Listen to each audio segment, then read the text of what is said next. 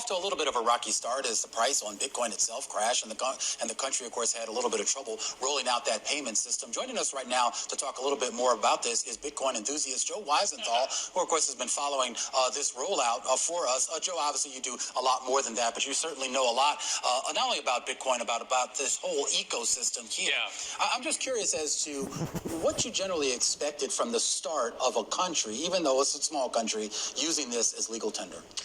It's hard for me to imagine that the existence of another currency will itself amount to this big transformation, but it would not surprise me if at the market to a substantial degree, it does bring in foreign direct investment. Obviously, a lot of actual Bitcoin enthusiasts, investors, technologists in the space are very excited about what's going on there. And so the idea that perhaps they could set up shop in the country as miners, developers, and so forth, perhaps also Bitcoin tourism, it would not be surprising if one effect is to essentially bring in more outside capital.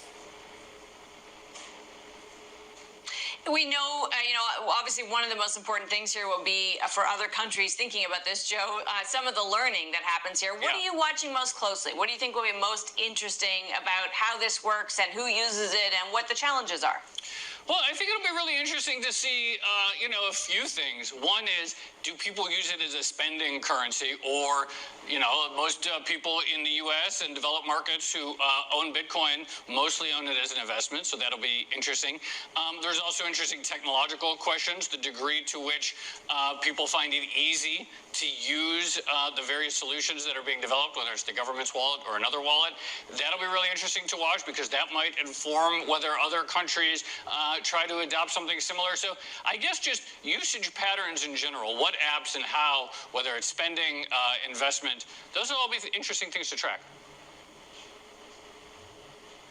I want to bring in Nick Carter, partner at Castle Island Ventures. Nick hosted a chat on social with the president of El Salvador, encouraging him to adopt Bitcoin not long before the country did exactly that. So Nick, we won't say that it was your brainchild, but certainly you were part of the conversation with the leadership there. What are you watching most closely here now that they have taken this step? Well, I'm curious to see the extent to which second layer networks like the Lightning Network actually get utilization. Apparently, it looks like the official Chivo app will support this overlay network. And so I'm very curious, as Joe says as well, to see whether Salvadorians actually embrace Bitcoin as a medium of exchange. So far, the evidence is that Salvadorians are mostly bemused about the move, but it'll be very interesting to see if they actually use it at merchants. Well, that's what I'm curious about, Nick. I mean, obviously there's the Bitcoin faithful, and then you have some institutions that see the investment opportunity within it. But of course, trying to convince just average people on the ground to use this in a transactional way has to be a bit of a hard sell. And we've seen some data showing polling out of El Salvador saying something like 70% of the public doesn't really want this thing. How do you overcome that? How does this country sort of mount that type of public perception in opposition to something that they seem to be tethering their future to? Well, I'd be surprised if Bitcoin became the dominant medium of exchange in the country. I expect dollars to be the predominant solution for the foreseeable future. It is a little bit surprising that the Bukele administration has pushed Bitcoin as a medium of exchange so firmly. When at the sovereign level, it seems like the most obvious thing to do would be to adopt it, in their foreign exchange reserves as kind of a gold-like analog. Whereas at the brick and mortar merchant level, Bitcoin is not a popular tool, nor has it really ever been. So it's a little bit surprising to me to see their emphasis in sort of, that transactional mode. Nick, what do you see as the upside scenario here for? So obviously, look, a lot of Bitcoiners such as yourself have been very enthusiastic, very excited about this news. What does success look like, either for Bitcoin or, more importantly, what do you think if success could mean for El Salvador?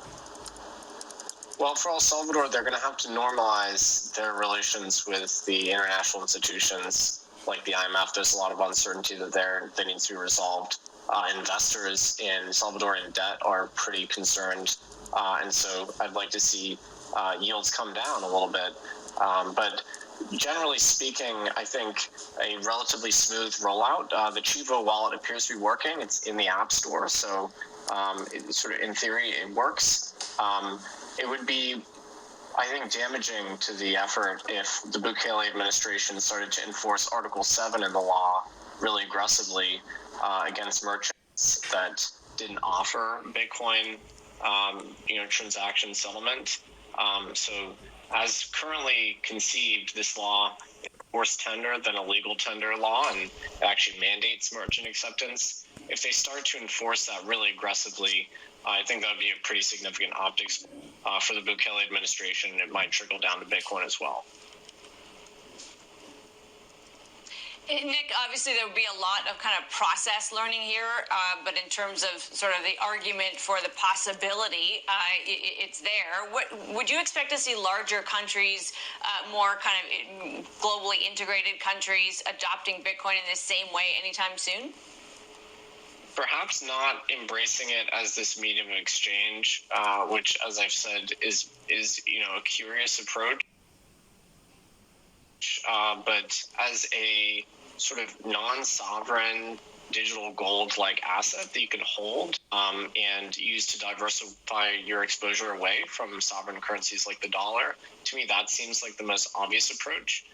El Salvador, to be clear, probably not the first sovereign state to hold Bitcoin on its balance sheet. It's certainly rumored and quite plausible that Iran, Venezuela, or North Korea all hold Bitcoin in some capacity. They're the first ones to do it explicitly, though. But yeah, as Bitcoin becomes more of this gold-like asset and fully undertakes that process of maturity and financialization, that's where I'd expect to see uptake.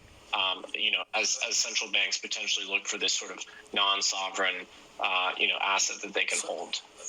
But just to be clear, Nick, so when you talk about uptake, you're talking about these central banks sort of building that up in its reserve, or the Treasury in its reserves, to a level that I guess would maybe by default just sort of force. Yeah, that's what I would expect to see in terms of sovereign adoption of Bitcoin. None of us really expected that the first nation to fully embrace Bitcoin would do it in terms of encouraging it to become a dominant medium of exchange. So do you think there's going to be another country? I mean, extra importantly, like Bitcoin hasn't gone anywhere in a long time, price-wise. It went down quite a bit since the highs earlier in the spring. Then it's bounced back. Like, what is a big catalyst you're watching for? Was it more on the national side? Is it something on an ETF? Like, what do you think is going to be the next thing that gets people excited about Bitcoin? Because even with the recent crypto rally, it seems like people are really more excited about like Solana or like buying a JPEG of an ape. Well, you have to consider in context, and I think it's those macroeconomic drivers that are really going to determine the next few years of Bitcoin's future, effectively. If we get this kind of sustained monetary repression with negative real interest rates, I think assets like Bitcoin continue to look attractive to investors. Bitcoin itself doesn't really have to change much. It's sort of quite well understood. And of course, there's things like an ETF, which would be a further financialization, make it suitable for other market participants to get exposure to. But that's pretty incremental at this point. I think it really just depends what's happening out there in sort of the broader macroeconomic environment. There is plenty of review happening at the SEC and elsewhere from a regulatory point of view about cryptos in general and their use and their applications. What do you think? Where do you think we are, and how does this, if in any way, change the thinking by the SEC, for instance, in the legitimacy of these products and how they will be used by perhaps even the Federal Reserve? Well, SEC Chairman Gensler understands Bitcoin very well, and I think his opinion of it is sort of fully complete.